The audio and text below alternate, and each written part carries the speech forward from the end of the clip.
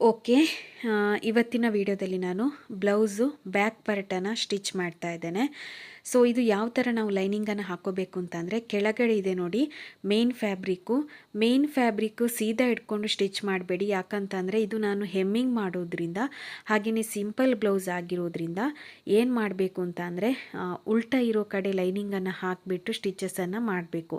ಅರ್ಥ ಆಯ್ತಲ್ವಾ? ಸೀದಾ ಕೆಳಗಡೆ ಇರಬೇಕು. ಈ ಥರ ಈಗ ನಾನು ಯಾವ ಥರ ಸ್ಟಿಚ್ ಮಾಡ್ತಾ ಇದ್ದೇನೆ ನೋಡಿ, ಅದೇ ಥರ ಸ್ಟಿಚ್ ಮಾಡಬೇಕು. ಇದು ಏನು ಅಂತ ಅಂದರೆ back part round shape. So shape ನೋಡಿಕೊಂಡು ನಾವು ಈ ಥರ ಇದನ್ನು ಅಟ್ಯಾಚ್ ಮಾಡ್ಕೊಳ್ಳೋದು ಲೈನಿಂಗನ್ನು ಇದಕ್ಕೆ ಅಷ್ಟೇ. ಸೊ ಅದಕ್ಕೋಸ್ಕರ ನೀವು ಸೀದಾ ಸೈಡು ಮೇನ್ ಫ್ಯಾಬ್ರಿಕ್ ಏನಿದೆ ಅದು ಸೀದಾ ಸೈಡು ಕೆಳಗಡೆ ಬರುವ ಹಾಗೆ, ಅಂದರೆ ಲೈನಿಂಗ್ ನೀವು ಉಲ್ಟಾ ಇರೋ ಕಡೆ, ಮೇನ್ ಫ್ಯಾಬ್ರಿಕ್ ಉಲ್ಟಾ ಇರೋ ಕಡೆ ಲೈನಿಂಗನ್ನು ಈ ಥರ ಹಾಕ್ಕೊಂಡು ಇದನ್ನು ನೀವು ಅಟ್ಯಾಚನ್ನು ಮಾಡ್ಕೊಳ್ಬೇಕು ಫಸ್ಟಿಗೆ. ಸೊ ನಿಮ್ಗೆ ಅರ್ಥ ಆಯಿತು ಅಂತ ಅಂದ್ಕೊಳ್ತೇನೆ. ಇದು ಅಟ್ಯಾಚ್ ಓನ್ಲಿ. ನಾವು ಈ ಬ್ಲೌಸ್ನ ಬ್ಯಾಕ್ ಪಾರ್ಟನ್ನು ಬೇರೆ ಬೇರೆ ಟೈಪಲ್ಲಿ ಸ್ಟಿಚ್ ಮಾಡ್ತೇವೆ. ಈ ಒಂದು ಟೈಪ್ನಲ್ಲಿ ನಿಮಗೆ ನಾನು ತೋರಿಸ್ತಾ ಇದ್ದೀನಿ ವಿಡಿಯೋದಲ್ಲಿ. ಇದು ನಾನು ಹೆಮ್ಮಿಂಗ್ ಮಾಡ್ತಾ ಇದ್ದೇನೆ. ನಾನು ಕಟ್ಟಿಂಗ್ ಮಾಡಿರೋ ಮೆಥಡಲ್ಲೇ ನಾನು ನಿಮಗೆ ತೋರಿಸ್ತಾ ಇದ್ದೇನೆ. ಸೊ ಹಾಗಾಗಿ ಈ ಬ್ಯಾಕ್ ಪಾರ್ಟನ್ನು ನಾವು ಬೇರೆ ಬೇರೆ ರೀತಿಯಾಗಿ ಸ್ಟಿಚಸ್ ಮಾಡ್ಬೋದು. ಇದು ನಾನು ಹೆಮ್ಮಿಂಗ್ ಮಾಡಿರೋದ್ರಿಂದ ಹಾಗೆಯೇ ಇದು ಸಿಂಪಲ್ ಬ್ಲೌಸ್ ಆಗಿರೋದ್ರಿಂದ, ಅಂದರೆ ಬೇರೆ ಯಾವುದೇ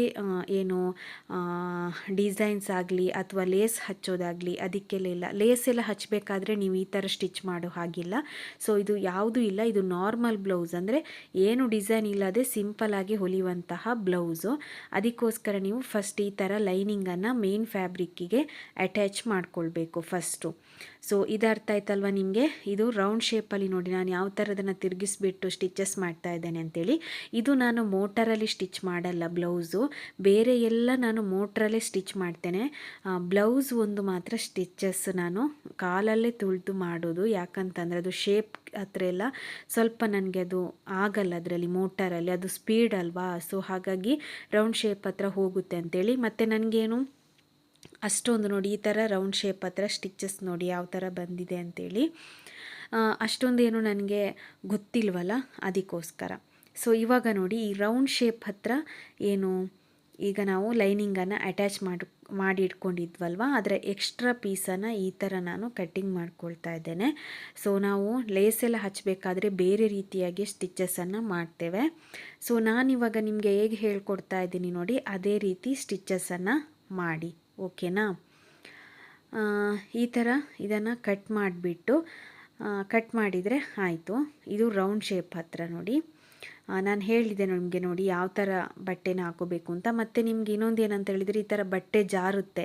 ಇದು ನೋಡಿ ಎಷ್ಟು ತೆಳುವಾಗಿದೆ ಅಂತ. ಬಟ್ಟೆ ಜಾರುತ್ತೆ ಅಂತ ಅಂದಾಗ ನಾವೇನು ಮಾಡಬೇಕು, ಈ ಥರ ಗುಂಪಿನ್ಗಳನ್ನು ಹಾಕೋಬೇಕು. ಇವಾಗ ರೌಂಡ್ ಶೇಪ್ ಹತ್ರ ಅಟ್ಯಾಚ್ ಆದ ನಂತರ ಇವಾಗ ನಾವು ಸುತ್ತಲೂ ಸ್ಟಿಚಸನ್ನು ಹಾಕಬೇಕು. ಸುತ್ತಾಗೆ ನಾವು ಇದನ್ನು ಅಟ್ಯಾಚ್ ಮಾಡ್ಕೊಳ್ಬೇಕು. ಸೊ ಅರ್ಥ ಆಯ್ತಲ್ವ ನಿಮಗೆ? ಸೀದಾ ಸೈಡು ಕೆಳಗಡೆ ಬರೋದಕ್ಕೆ ನಾನು ಅದಕ್ಕೆ ಹೇಳಿರುವಂಥದ್ದು.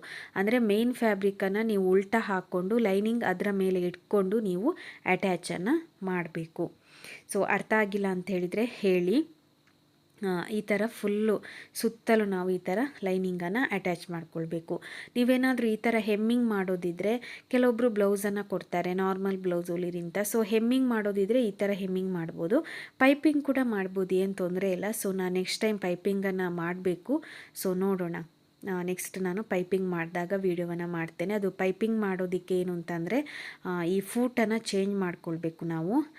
ಸಿಂಗಲ್ ಫೂಟು ಡಬಲ್ ಫೂಟ್ ಅಂತ ಇರುತ್ತೆ. ಸೊ ಸಿಂಗಲ್ ಫೂಟನ್ನು ಹಾಕ್ಕೊಳ್ಬೇಕು ನಾವು. ಇದು ಡಬಲ್ ಫೂಟ್ ಅನಿಸುತ್ತೆ. ಸೊ ಸಿಂಗಲ್ ಫೂಟ್ ತಗೊಂಡಿದ್ದೀನಿ ನಾನು. ಹೌದು, ಸಿಂಗಲ್ ಫೂಟ್ ಅದು ತಗೊಂಡಿದ್ದೇನೆ ನಾನು. ನಾನು ಇಷ್ಟರವರೆಗೂ ಅದನ್ನು ಇದು ಮಾಡಿಲ್ಲ. ಸೊ ತಗೊಂಡಿದ್ದೇನೆ. ಅದಕ್ಕೋಸ್ಕರ ನೆಕ್ಸ್ಟ್ ಟೈಮ್ ನಾನು ವಿಡಿಯೋ ಮಾಡ್ತೇನೆ ಅದರಲ್ಲಿ ಸ್ಟಿಚಸನ್ನು ಮಾಡಿದಾಗ. ಓಕೆನಾ? ಸೊ ನೋಡಿ ಈ ಥರ ಸುತ್ತಲೂ ನಾವು ಒಂದು ಕಾಲು ಇಂಚಿಗೆ ಸ್ಟಿಚಸನ್ನು ಮಾಡಿಕೊಂಡು ಬರಬೇಕು ಕರೆಕ್ಟಾಗಿ. ನೋಡಿ ಈ ಥರ ಹೆಮ್ಮಿಂಗ್ ಮಾಡೋದಿದ್ರೆ ಇಲ್ಲಿ ಬಟ್ಟೆ ಎಲ್ಲ ಎದ್ದೆದ್ದು ಬರಲ್ಲ. ಸೊ ಈ ಥರ ನೀವು ಗುಂಪಿನನ್ನು ಹಾಕ್ಕೊಂಡು ಸುತ್ತಲೂ ನೀವು ಸ್ಟಿಚಸನ್ನು ಮಾಡ್ಕೊಳ್ಬೋದು. ಸೊ ಹಾಗಾಗಿ ಇದು ನಾನು ಎಷ್ಟನೇ ಬ್ಲೌಸ್ ಹೊಲಿದಿರೋದು ಅಂತ ಅಂದರೆ, ಇದು 6ನೇ ಬ್ಲೌಸ್ ಅಂತ ಅನಿಸುತ್ತೆ ಹೊಲಿಯೋದು.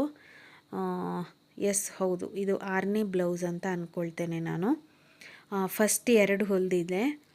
ಫಸ್ಟ್ 1 ಹೊಲಿದಿದ್ದೆ, ಆಮೇಲೆ 2 ಹೊಲಿದಿದ್ದೆ ಒಟ್ಟಿಗೆ. ಅಲ್ಲಿಗೆ 3 ಆಯಿತು.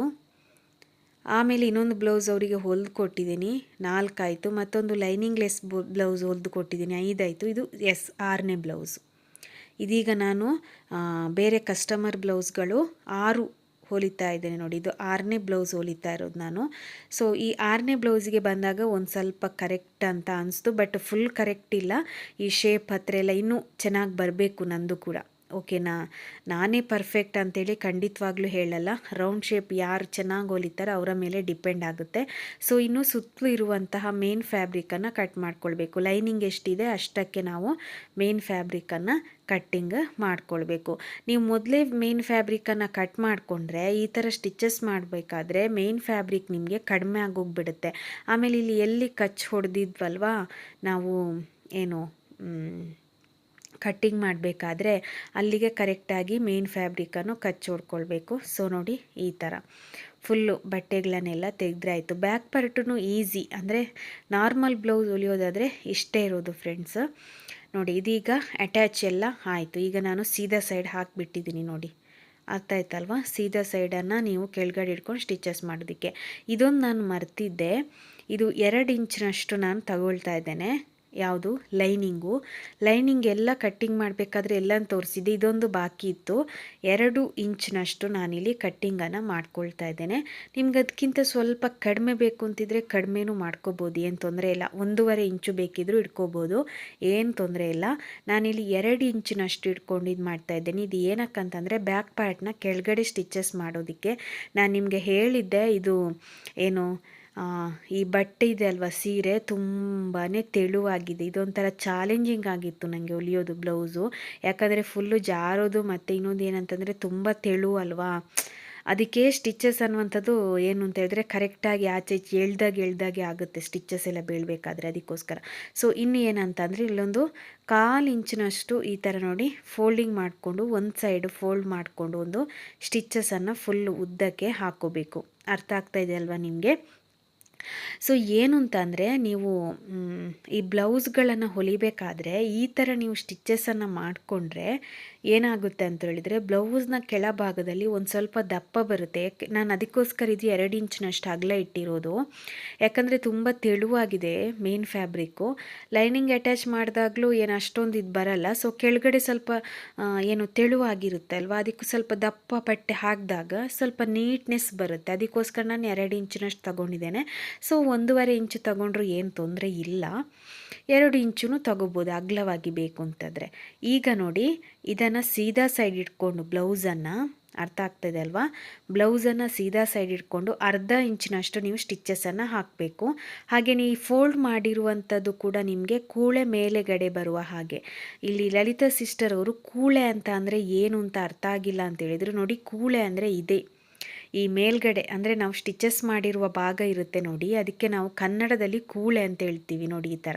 ಓಕೆ, ಸ್ಟಿಚಸ್ ಕ್ಲೋಸ್ ಇರುವಂತಹ ಭಾಗವನ್ನು ಹಿಂದ್ಗಡೆಗೆ ಹಾಕ್ಕೊಳ್ಬೇಕು, ಮೇಲ್ಗಡೆಗೆ ಈ ಥರ ಹಾಕ್ಕೊಂಡು 1/2 ಇಂಚಿನಷ್ಟು ಸ್ಟಿಚಸನ್ನು ಮಾಡ್ಕೊಳ್ಬೇಕು. ಓಕೆನಾ?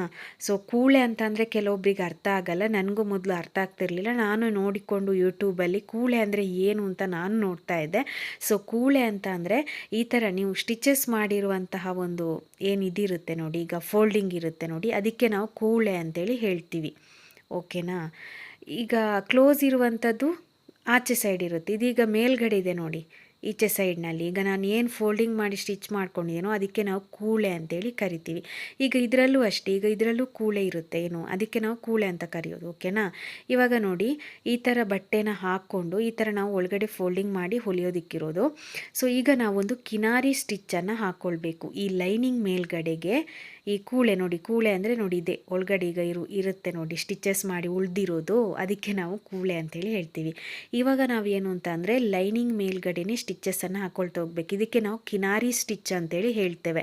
ಇದು ಏನಕ್ಕೆ ಹಾಕ್ಕೊಳ್ಳೋದು ಅಂತ ಅಂದರೆ ನೀಟಾಗಿ ಈ ಸ್ಟಿಚಸ್ ಅನ್ನುವಂಥದ್ದು ಫೋಲ್ಡ್ ಮಾಡಿ ಹೊಲಿಯೋದಕ್ಕೆ ತುಂಬ ಈಸಿ ಆಗುತ್ತೆ. ಅದಕ್ಕೋಸ್ಕರ ನಾವು ಇದಕ್ಕೆ ಕಿನಾರಿ ಸ್ಟಿಚಸನ್ನು ಹಾಕ್ಕೊಳ್ಬೇಕು. ಅದು ಲೈನಿಂಗ್ ಮೇಲ್ಗಡೆನೇ ಸ್ಟಿಚಸನ್ನು ಹಾಕ್ಕೋಬೇಕು ಎಂಡಿಗೆ. ಓಕೆನಾ? ಅರ್ಥ ಆಗ್ತಾ ಇದೆ ಅಲ್ವಾ ನಿಮಗೆ?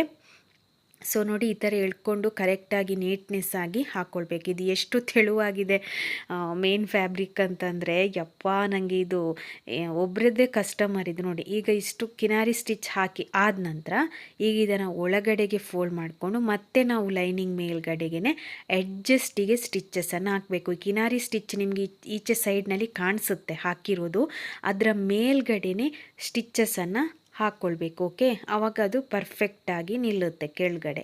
ಓಕೆನಾ, ಆಚೆ ಈಚೆ ಏನು ಕೂಡ ಆಗೋದಿಲ್ಲ. ಸೊ ಇದೇ ಥರ ನೀವು ಕೆಳಗಡೆ ಭಾಗಕ್ಕೆ ಸ್ಟಿಚಸ್ ಮಾಡಿದರೆ ತುಂಬ ನೀಟ್ನೆಸ್ ಆಗಿ ಚೆನ್ನಾಗಿ ಕಾಣಿಸುತ್ತೆ. ಹಾಗೆಯೇ ಇದಕ್ಕೆ ಏನು ಅಂತಂದರೆ, ಇದು ಬ್ಲೌಸ್ ಪೀಸ್ ಕೂಡ ತುಂಬ ಕಡಿಮೆ ಇದ್ದಿದ್ದರಿಂದ ನಾನು ಸ್ಲೀವ್ಸ್ ಆಚೆ ಈಚೆ ಸೈಡ್ ಎರಡು ಕಟ್ ಮಾಡಿರೋದ್ರಿಂದ ಇಲ್ಲಿಗೆ ನನಗೆ ಜರಿ ಪಟ್ಟಿಯನ್ನು ಕೂರಿಸೋದಕ್ಕೆ ಆಗಿಲ್ಲ. ಸೊ ಅದಕ್ಕೋಸ್ಕರ ಏನು ಅಂತಂದರೆ ಈ ಥರನೇ ನಾನು ಹೊಲಿತಾ ಇದ್ದೇನೆ, ಸ್ವಲ್ಪ ಅಗಲವಾಗಿ ಕೊಟ್ಟು ಬಟ್ಟೆನ. ಈಗ ನೋಡಿ ಪರ್ಫೆಕ್ಟಾಗಿ ಸ್ಟಿಚಿಸಿಂಗ್ ಆಯಿತು. ಇನ್ನು ಏನು ಅಂತಂದರೆ, ಇಲ್ಲಿ ನೀವು ಹೆಮ್ಮಿಂಗ್ ಬೇಕಿದ್ರೆ ಹೆಮ್ಮಿಂಗ್ ಮಾಡ್ಕೋಬೋದು, ಅಥವಾ ಸ್ವಲ್ಪ ಉದ್ದನೆಯದಾಗಿ ಸ್ಟಿಚಸ್ ಕೂಡ ಹಾಕೋಬೋದು. ನಾನು ಹೆಮ್ಮಿಂಗ್ ಮಾಡ್ತಾ ಇಲ್ಲ, ಉದ್ದನೆಯದಾಗಿ ಸ್ಟಿಚಸ್ ಹಾಕ್ತಾ ಇದ್ದೇನೆ. ಯಾಕಂದರೆ ದಾರ ಏನು ಗೊತ್ತಾಗಲ್ಲ ಆಚೆ ಸೈಡಲ್ಲಿ ಸ್ಟಿಚಸ್ ಹಾಕಿದ್ರೂ.